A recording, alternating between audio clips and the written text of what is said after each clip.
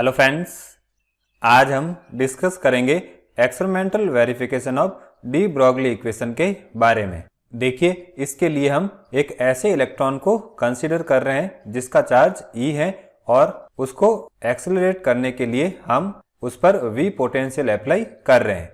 अब उस इलेक्ट्रॉन की जो काइनेटिक एनर्जी है उसको हम EV से रिप्रेजेंट करते हैं।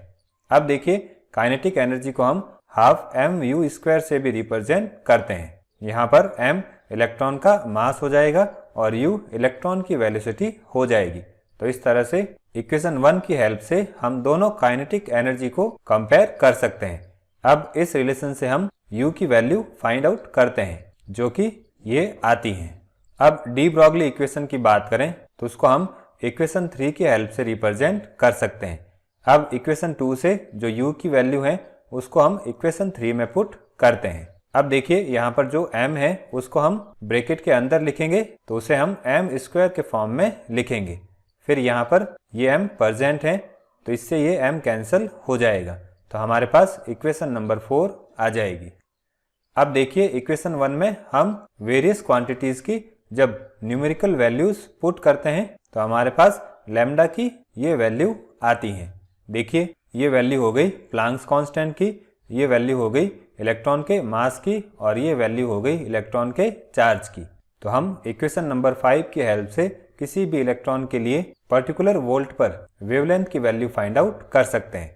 सपोज हम किसी भी इलेक्ट्रॉन को 100 वोल्ट पोटेंशियल से एक्सेलरेट कर रहे हैं तो उस केस में उसकी वेवलेंथ क्या होगी, तो उसके लिए हम इक्वेशन नंबर 5 की हेल्प लेंगे। यहाँ पर हम 100 वोल्ट पुट करके जब इसको सॉल्व करते हैं तो वेवलेंथ की वैल्यू ये आती है। इसी तरह से अगर हम इलेक्ट्रॉन के लिए पोटेंशियल को 10 से 10,000 वोल्ट तक वेरी करते हैं तो लैम्डा की वैल्यू भी इस रेंज से इस रेंज के बीच में वेरी करती हैं। अब यहाँ पर जितनी भी लैम्डा या वेवलेंथ की वैल्यूज आ रही हैं, अगर हम उसको देखें तो एक्स रेज की वेवलेंथ भी इसी ऑर्डर में होती हैं। तो इस तरह से हम कह सकते हैं जो इलेक्ट्रॉन है वो एक वेव की तरह भी बिहेव करता है। अब देखिए, इसके अलावा अगर हम क्रिस्टलाइन सॉलिड्स की बात करें तो वो इसी पर्टिकुलर ऑर्डर की वेवलेंथ वाली एक्सरे के लिए डिफ्रैक्शन ग्रेटिंग की तरह बिहेव करते हैं। देखिए, डिफ्रैक्शन ग्रेटिंग की बात करें तो ये एक ऐसा ऑप्टिकल कंपोनेंट होता है जो कि लाइट को सेवरल बीम्स में डिफ्रैक्ट करता है और ये बीम्स डिफरेंट डायरेक्शन में ट्रेवल करती हैं।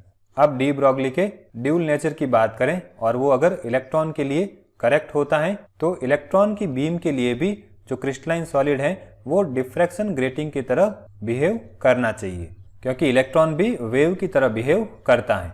तो अगर वो क्रिस्टलाइन सॉलिड उस एक्सरे वेव के लिए डिफ्रैक्शन ग्रेटिंग की तरह एक्ट कर सकता है तो वही क्रिस्टलाइन सॉलिड इलेक्ट्रॉन के लिए भी डिफ्रैक्शन ग्रेटिंग की तरह एक्ट करना चाहिए और इसको एक्सपेरिमेंटली भी वेरीफाइड किया गया है, जिसको हम डेविसन जर्मर एक्सपेरिमेंट में डिस्कस करेंगे।